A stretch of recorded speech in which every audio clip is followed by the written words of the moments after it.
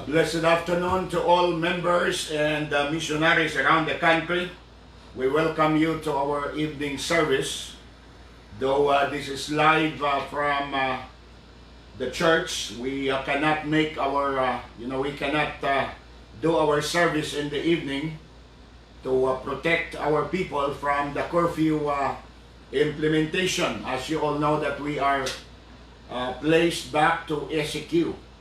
So dili pwede mag-host ng service sa gabi tungod sa delikado ang oras, labi ng limitado ang ato nga mga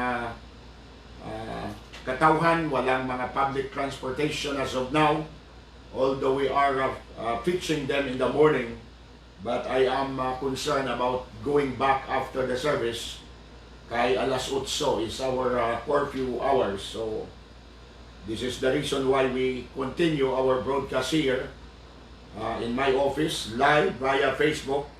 So welcome sa tanan nga nagtanaw karon nga gabi. I've already announced that I will not be sending you updates or notice.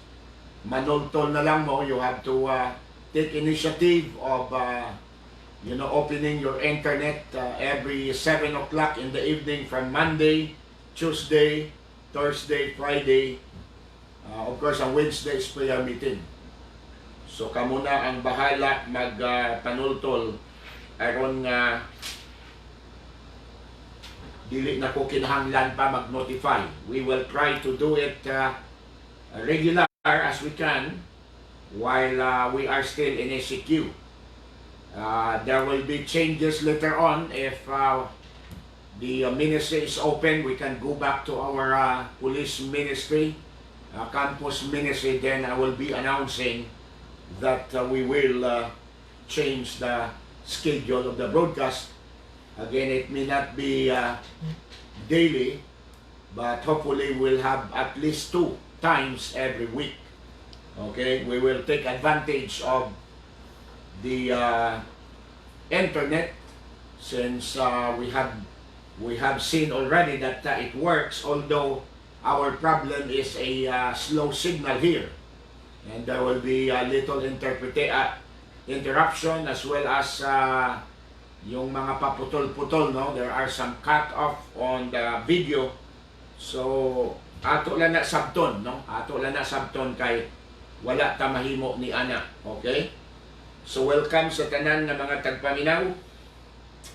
Let me acknowledge the presence of Karen Cobillas, Sister Nora Bibita, Sister Roslyn De Los Reyes, James III, Sister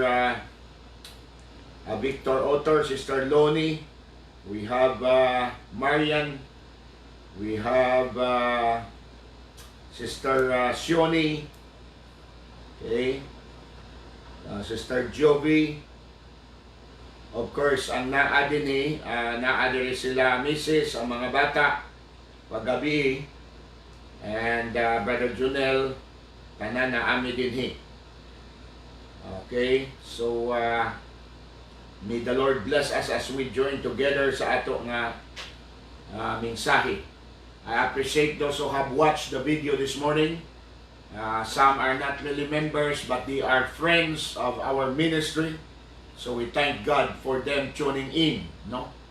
And I do hope na ang mga video, ang mga preaching has helped everyone, especially our spiritual growth.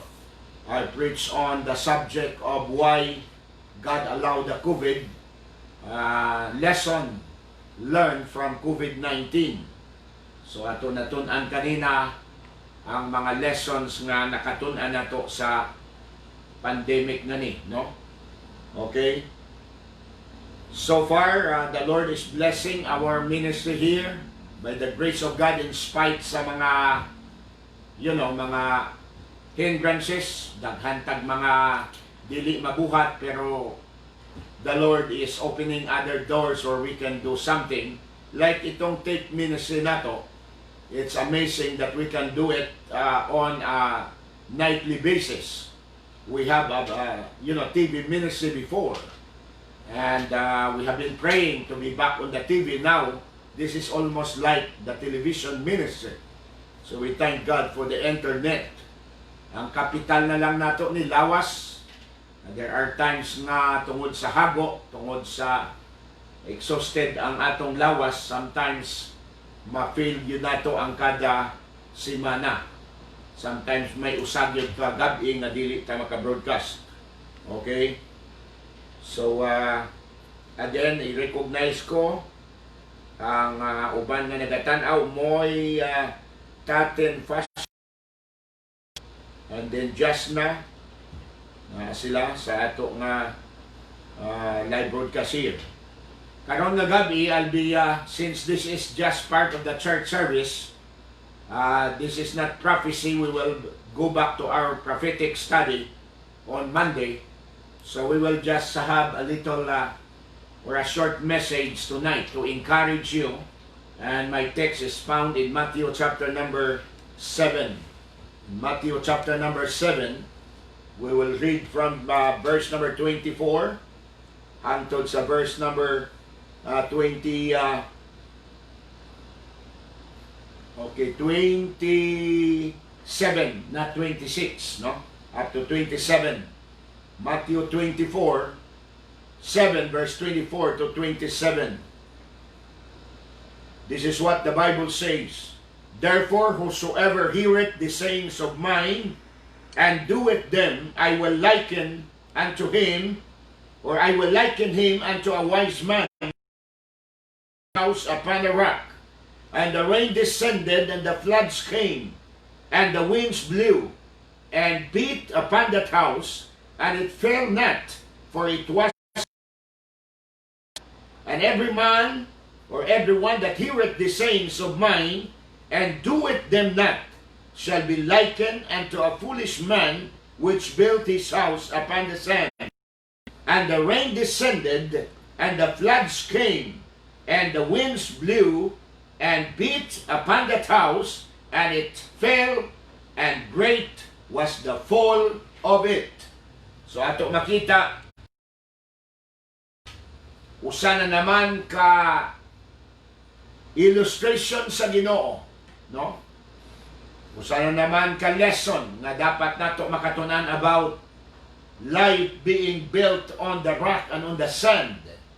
At ang pinaka main object ay para matest sa storm, no? Para matest sa storm. Nato ay sama kini sa bagyo. Although lahi ang bagyo kay literal, of course, mga wasak ang atong balay, ang atong mga labi na kung taas-taas ang typhoon. We were here second year pa lang kami din sa Cebu. That was 1989. We arrived here 1987. We started the work on June 4, 1987. Pag-abot sa 89, nagkaroon ng pinakamalakas na bagyo na ang pangalan ay Rufing. We were in Tipadilla during that time. And nagising na lang mi sa gabi. The typhoon struck around in the middle of the night. And then of course, because of the river bank at the back of the building, nagising kami nga ang among ginhigdaan na bed was already reached by the water, no? Naigo na sa tubig. So, grabe ito nga eksperyensya. Gagmay pa ang mga bata. And tup sa atong building, kisami lang ang nabilin kay gikuha sa buhawi.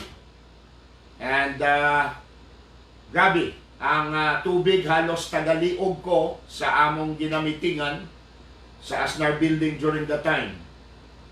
So, can you imagine pag naabot ni aning mga bagyo nga lisod kaayo at tubangon?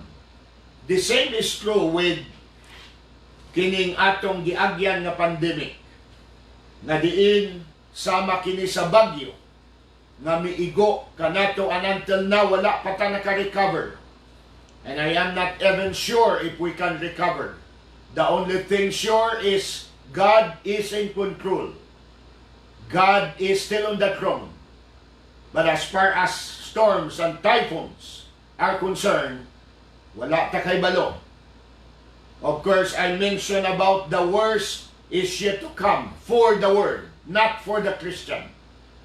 Because, ang Kristiyano ay salamat nga one day, kuwaon kita sa Ginoo, bag-o niya ipadala ang pinaka-final nga tsunami.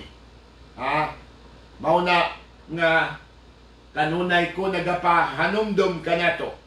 Makinahanglan mangandam ta, do dili na ta muagi sa